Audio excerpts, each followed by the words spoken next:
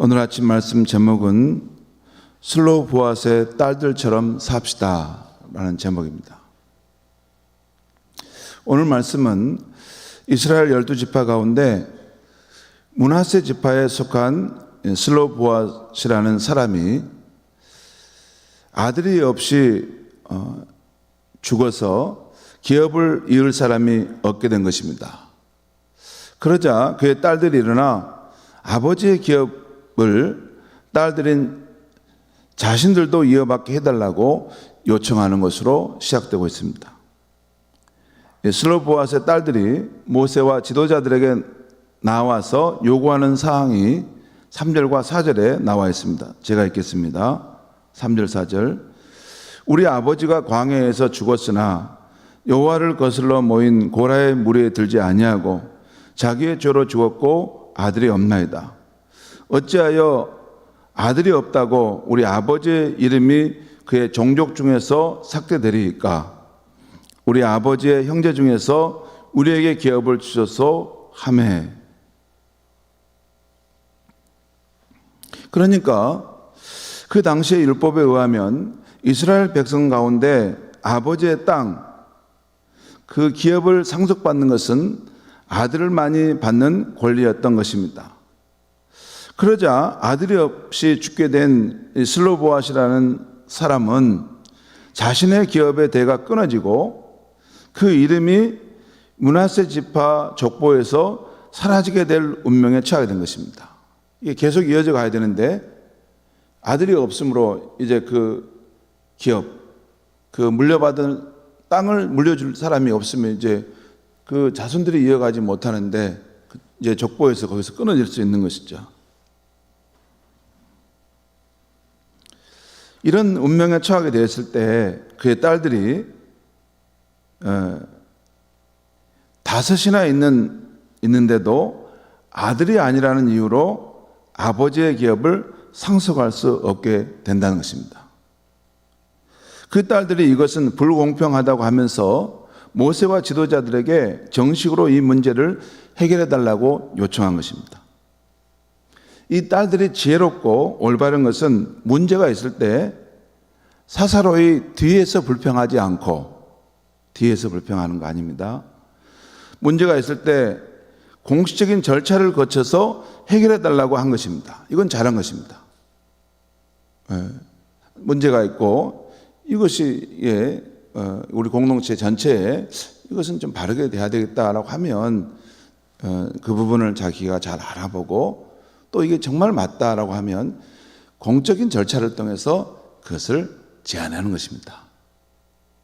그냥 말로 이렇게 하는 게 아니고, 그러면 소문만 무성하게 되고 공동체의 덕이 안 되는 것이죠.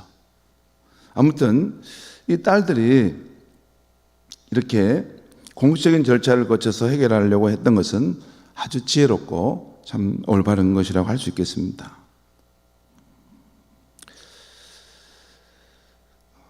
그 다음 여기 오늘 이 슬로보앗 딸들이 그 모세와 지도자들이 나와서 우리 아버지의 상황에 대한 말씀을 하고 나오잖아요. 우리 아버지는 광야에서 죽었지만 고라의 무리에 들지 않아서 충분히 우리 아버지도 자신의 유산을 상속해 줄 그런 권한이 있는 사람입니다. 단지 아들이 없는 것 때문에 그 후손들에게 줄 수 없다면 이것은 부당한 것이 아니겠습니까? 라고 정당하게 제안한 것입니다. 자, 그 다음 상황을 오늘 5절 7절에서 나오는데 제가 또 읽겠습니다. 5절 7절입니다. 모세가 그 사연을 여호와께 아뢰니라. 여호와께서 모세에게 말씀하여 이르시되 슬로보앗 딸들의 말이 옳으니 너는 반드시 그들의 아버지의 형제 중에서 그들에게, 그 딸들에게 기업을 주어 받게 하되 그들의 아버지의 기업을 그들에게, 그 딸들에게도 돌릴지니라 라는 말씀입니다. 이 말씀을 보면 여기 보면 모세가 자신의 판단으로 그 문제는 이렇게 하십시오, 또 이렇게 하십시오 라고 말해줄 수 없었던 것을 볼 수 있어요. 그러니까 모세가 보기에도 그 문제는 어려운 문제가 되었던 것이고, 또한 지금까지 율법 조항에 그게 없었을 수도 있었습니다. 이것은 어떻게 하지? 모세가 사사로이 말할 수도 있었겠지만 그렇게 하지 않고 하나님 앞에 나아가 그 문제를 아뢰었다는 것입니다. 참 모세의 이 상황에 대한 대처도 참 뛰어난 것을 알 수 있는데, 그 여인들이라 하더라도 그들이 말하는 것을 깊이 경청했다는 것입니다. 약한 자들의 그 말을 경청했다는 거예요. 그리고 자신이 줄 수 있는 답변을 찾았지만 그게 안 되니까 이건 하나님께서 이 사안에 대해서 말씀해 주실 수 있겠구나. 그래서 하나님께 물었다는 것입니다. 여러분, 교회 공동체는 이 교회의 주인이 하나님이시기 때문에 어떤 그 막다른 골목에 닥쳐서 이 의견을 절충을 할 수 없을 때는 그때는 잠시 머물러야 됩니다. 저는 끝까지 하나님께 묻고 답을 찾아야 된다고 저는 믿습니다. 왜? 그것이 신앙의 문제이기 때문에. 이 교회의 주인은 하나님이시고 하나님께서 이 교회에 역사하신다는 것을 믿는 믿음의 문제이기 때문에 가능하면 끝까지 하나님 앞에 우리가 우리의 지혜로는 풀지 못하는데 하나님, 이 문제는 어떻게 하겠습니까? 라고 묻는 것이 맞다고 봅니다. 가끔 보면 이렇게 교회에서 회의할 때 너무 쉽게 다수결로 가시는 분들 계세요. 그건 세상의 방식입니다. 다수결은 하나님의 뜻을 우리가 어떤 순간에 도저히 찾을 수 없기 때문에 하나님의 뜻을 찾아서 그것을 하는 것이 최상이지만 그렇게 할 수 없는 상황에 놓일 수 있기 때문에 그때 이 공동체 사람들의 어떤 그 뜻 속에서도 하나님의 뜻이 있었다고 믿고 다수결을 하는 것입니다. 그러니까 가능하면 다수결로 하는 것보다 서로 왜 그렇게 해야 하는지 서로 이렇게 그 취지를 말해주고 또 서로 토의하고 협의하는 과정 속에서 서로 한 마음 한 뜻을 합치하는 것이 그게 하나님의 공동체의 모습입니다. 다수결을 할 줄 몰라서 하는 것은 아닙니다. 오늘 노예도 보면 무조건 다수결로 가는 것은 결과적으로 좋지 않습니다. 노예도 중요한 결정을 할 때 좀 시간이 지체되더라도 그 이해 당사자들의 이야기를 좀 들어봐야 됩니다. 그리고 대화를 나누다 보면 서로의 마음을 이해하게 되고 이 문제에 관련해서 하나님의 마음이 어디에 있겠구나 하는 것이 이렇게 서서히 드러나게 되는 것입니다.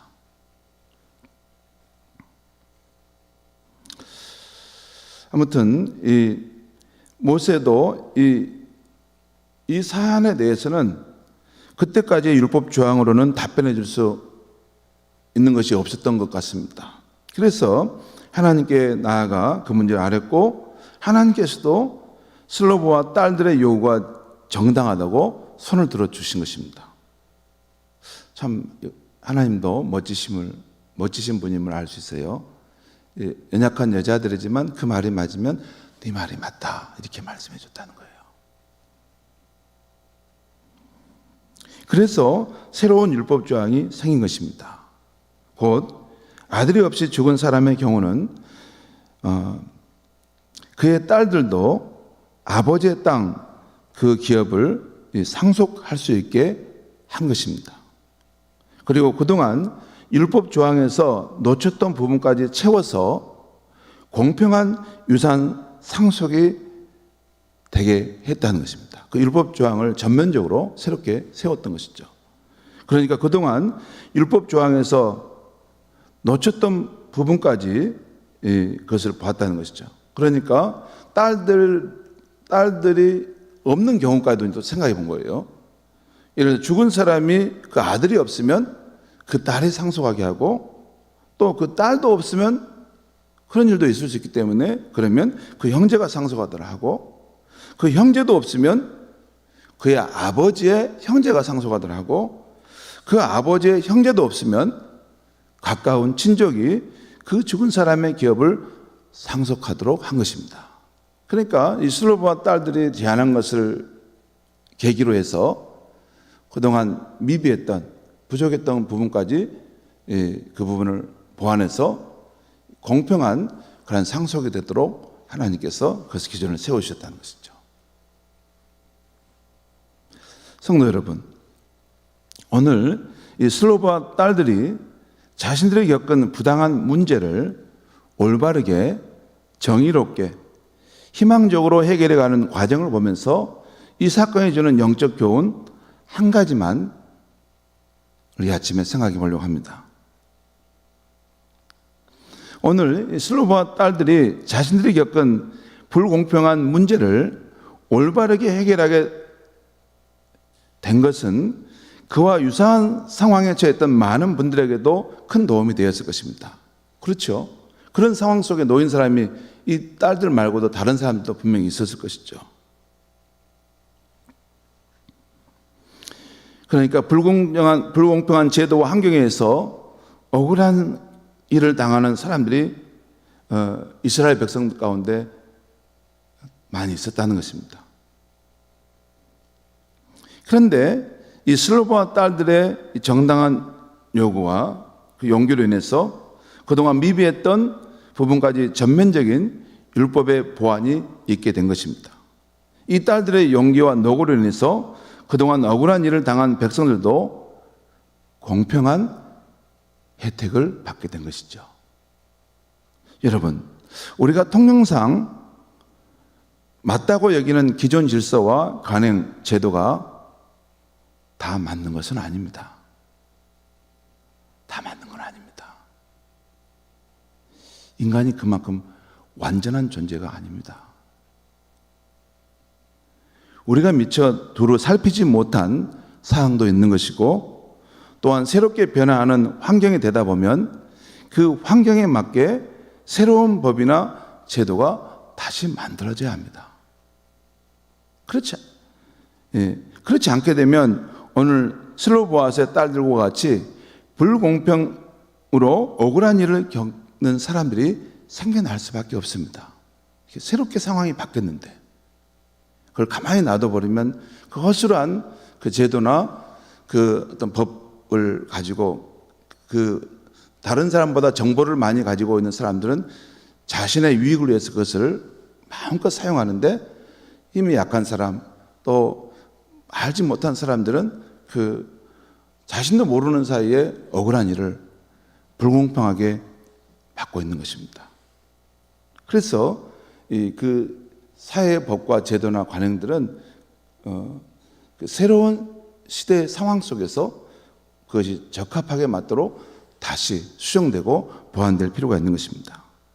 성도 여러분, 우리 사회가 참 민주적이고 발전된 사회라고 합니다. 정말 세계 어느 나라에도 내놔도 우리나라만큼 민주적이고 또 사람들의 자유와 평등의 어떤 권한이 존중된 사회가 없습니다. 그런데 이렇게 된 것은 이 세상을 올바르게 정의롭게 하려고 하는 분들의 용기와 노고가 있어서 우리가 그 혜택을 누리고 있는 것입니다. 우리가 그 이름을 다 알지 못하는 많은 사람들이 우리 앞서서 이 땅에 민주주의가 억압되고 또 우리 백성들의 그러한 억울한 상황들이 이렇게 압제될 때 그것을 정의롭고 바르게 이것을 세워가는 것이 필요하다. 그 하는 사람들의 희생과 용기와 노고가 있어서 오늘 우리 사회가 이만큼 발전된 성숙한 사회가 될 수 있었던 것입니다. 우리는 그런 분들의 노고를 꼭 잊어서는 안 됩니다.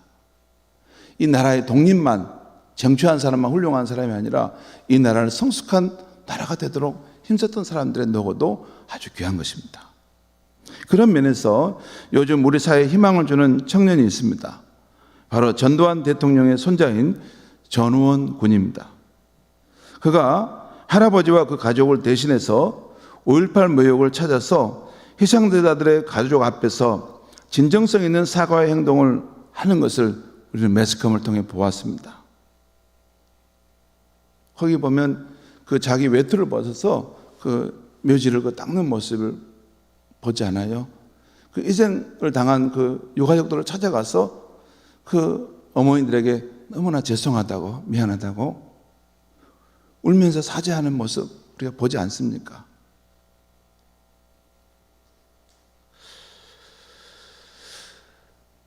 그동안 광주 5.18 상황에서 그 악을 저질렀던 사람들이 끝까지 자기들의 그런 잘못을 반성하지 않고 숨어 있음으로 해서 이 광주에 있는 시민들이 그걸로 인해서 마음에 한이 많이 맺혔는데, 그 전우원 군의 그 행동 하나를 통해서 치유도 되고 또 깊은 위로를 받는 그런 일이 되었던 것이죠.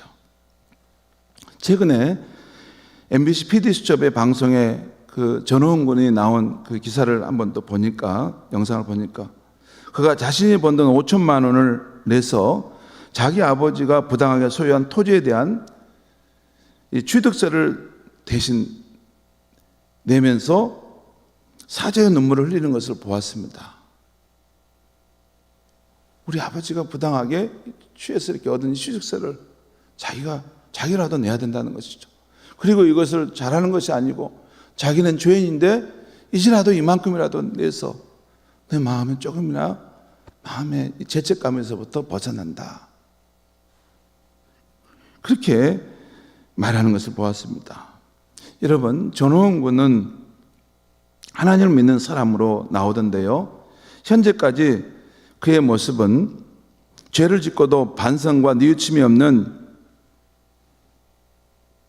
우리 사회 지도자층에 경종과 희망을 일으키는 한 청년의 모습이 되고 있습니다. 저도 그 모습을 보면서, 저도 작은 공동체의 지도자인데 저만큼 용기와 진실함으로 살고 있을까? 그 모습을 보면 저도 모르게 눈물이 주르르 흘렀습니다. 부당한 것, 옳지 않는 것, 하나님 앞에 바르지 않는 것은 숨지 않고 말을 해야 되는데, 그런 모습을 생각해 봤습니다. 성도 여러분, 크리스찬으로서 나 한 사람이 하나님 앞에 용기 있게 살고 정직하게 살고 희생을 감내하더라도 올바르게 살 때, 오늘 슬로보아스의 딸들처럼 낙심되고 좌절하고 희망을 잃은 세상 사람들에게 희망이 될 수 있는 것입니다. 여러분, 중요한 사실 하나 말씀드릴까요? 사람은 이게 의식주 문제로만 사는 것이 아닙니다. 인간은 의미와 가치와 보람이라는 것, 올바른 삶에 대한 이런 것을 내가 하고 있는가에 대해서 그 자긍심과 자부심이 있는 것입니다. 그런데 먹고 사는 것에만 연연해서 그렇게 살지 못할 때 그 양심의 고통을 받는 것입니다. 그리고 내가 가난해도 어렵게 살아도 내가 하나님 앞에서 정직하고 진실하고 그렇게 살아가는 삶에 대해서는 떳떳하고, 그로 인한 마음의 자긍심이 얼마나 귀한 건지 모릅니다. 그래서 우리 주변에 누군가가 정말 용기 있게 정직하고 바르게 사는 모습을 걸어가는 걸 볼 때 얼마나 낙담한 사람들에게 희망을 주는지 모릅니다. 저는 이 시대에 지도자의 위치가 그것입니다. 지도자는 먹고 살고 잘게 하는 것만이 있는 게 아닙니다. 사람 때문에 바른 삶의 길이 무엇인지를 정직하게 용기 있게 두렵지 않게 희생을 감내하더라도 그 길을 걸어갈 수 있는 사람들이 진정한 지도자인 것입니다. 제가 이 말씀을 준비하는데도 저도 잘 못합니다. 그런데 성도 여러분, 오늘날 우리 한국 크리스찬들이, 그리고 저와 여러분이 이렇게 슬로보아스의 딸들처럼 하나님 앞에서 옳다고 믿는 바를 따라 용기 있게 살고 정직하게 살고 아름답게 살아간다면 이 세상은 한국의 크리스찬들을 보면서 새로운 희망을 갖게 될 것입니다. 그리고 우리가 전하는 복음의 말씀을 진실한 말씀으로 믿고 하나님께 영광을 돌리게 될 줄 믿습니다. 기도하겠습니다. 하나님 아버지, 오늘 이 아침에 하나님 말씀을 들었습니다. 불공평한 상황 속에서 억울한 일을 당하는 사람들을 보면서 이것은 나만의 문제가 아니라 이 사회의 모든 그런 사람들이 겪고 있는 그런 불합리한 일인데 이것을 하나님 앞에서 바르게 또 정의롭게 해야 되지 않을까 하면서 용기를 가지고 나섰을 때 하나님조차도 너 말이 말도다 인정해서 새로운 율법이 세워지고 많은 사람들이 그러한 발전된 삶의 상황 속에서 살게 된 것을 봅니다. 하나님, 우리가 하나님 나라를 추구하는 것은 죽어서 우리가 부활과 생명을 얻는 것뿐만 아니라 이 우리가 살아가는 이 죄로 인해서 이 일그러진 이 세상 한복판에서 하나님의 나라의 정의와 공정과 사랑과 그 긍휼이 강물처럼 흐르는 그 세상에 사는 것인 줄 믿습니다. 하나님 아버지, 우리의 삶, 한국 크리스찬들과 우리 성도들이 오늘 슬로보아스의 딸들처럼 하나님 앞에서 정직하게 또 용기 있게 또 바르게 해야 될 일들은 주님 두려움 없이 희생을 감내하더라도 하나님의 말씀대로 살아보려고 하는 그런 크리스찬들이 많아지게 하여 주시옵소서. 그래서 희망을 잃고 낙심하는 많은 세상 사람들이 크리스찬의 용기 있는 정직한 삶을 보고 희망을 갖게 되고 또 우리가 전한 복음을 진실로 마음을 열고 받아들일 수 있는 그러한 세상이 될 수 있게 하여 주시옵소서. 예수님의 이름으로 기도하옵나이다. 아멘.